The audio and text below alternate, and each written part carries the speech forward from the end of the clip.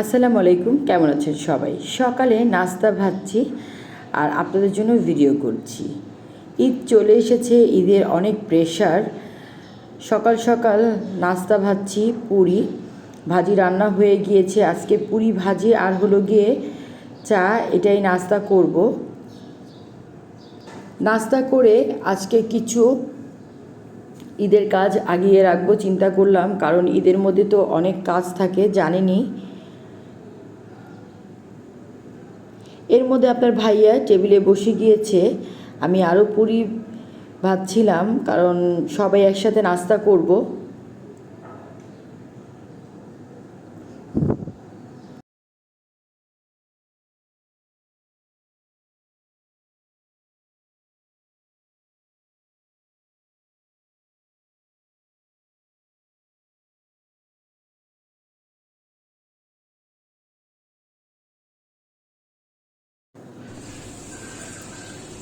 নাস্তা করে তারপরে চুলায় পেঁয়াজ বেরেস্তা দিয়ে দিয়েছি, কারণ ঈদের মধ্যে পেঁয়াজ বেরেস্তাটা কিন্তু খুব লাগে, তাই আগে থেকেই বেরেস্তা করে ঠান্ডা করে কাচের বয়মে ভরে রাখবো।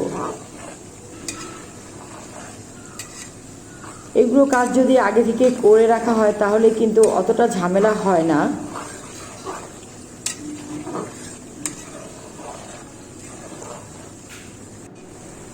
বেরেস্তা হয়ে গিয়েছে, বেরেস্তাগুলো নামিয়ে নিচ্ছি।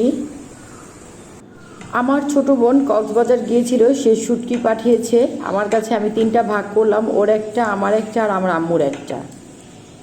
সব কাজ শেষ করে আপনার ভাইয়ের সাথে গেলাম একটু বাইরে। এত বৃষ্টি হচ্ছিল, চলে আসলাম রাইফেলস স্কোয়ারে। এখানে গ্রামীণ ফোনের অফিসে যাব, আমার সিমটা একটু সমস্যা করছে, সেটার জন্যই আসা।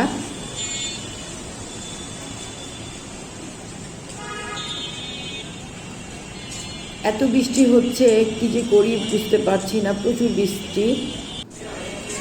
A1 দেখে ভালো করে আমি একটু কেকগুলোর ভিডিও নিলাম। ছোট ছোট কেকগুলো দেখতে খুব সুন্দর লাগছিল।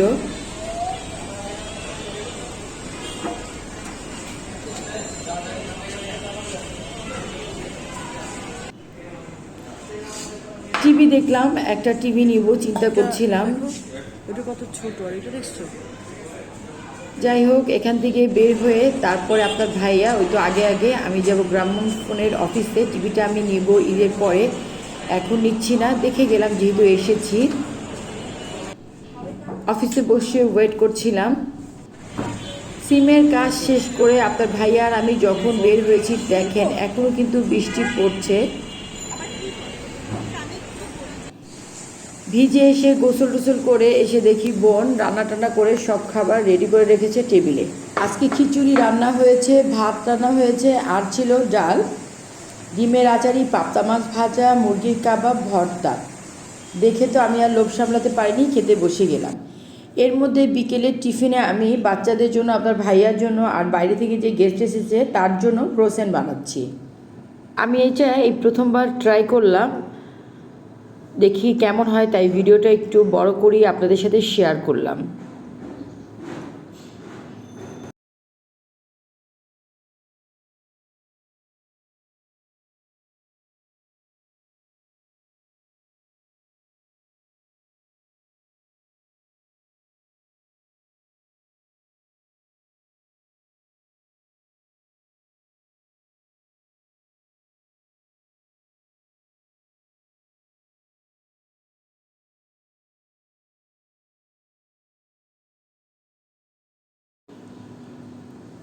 চেষ্টা করলাম একটু সুন্দরভাবে করার জন্য, জানি না কতটুকু সুন্দর হয়েছে।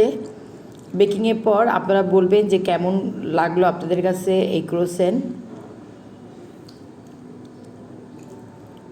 সবগুলো বানিয়ে ওভেনের ট্রেতে দিয়ে দিলাম।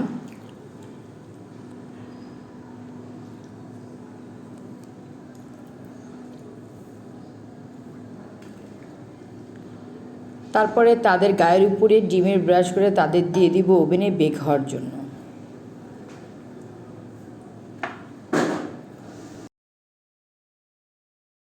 বেক যখন হচ্ছিল তখন এত সুন্দর একটা গন্ধ বের হয়েছে যেটা বলার বাইরে। ক্রোসেন্ট হয়ে গিয়েছে, ওভেন থেকে নামিয়ে নিয়েছি। আজ এই পর্যন্তই। যারা এখন পর্যন্ত আমার চ্যানেলটি সাবস্ক্রাইব করেননি তারা অবশ্যই সাবস্ক্রাইব করবেন, ফ্যামিলি ফ্রেন্ডদের সাথে বেশি বেশি করে শেয়ার করবেন। আল্লাহ হাফেজ।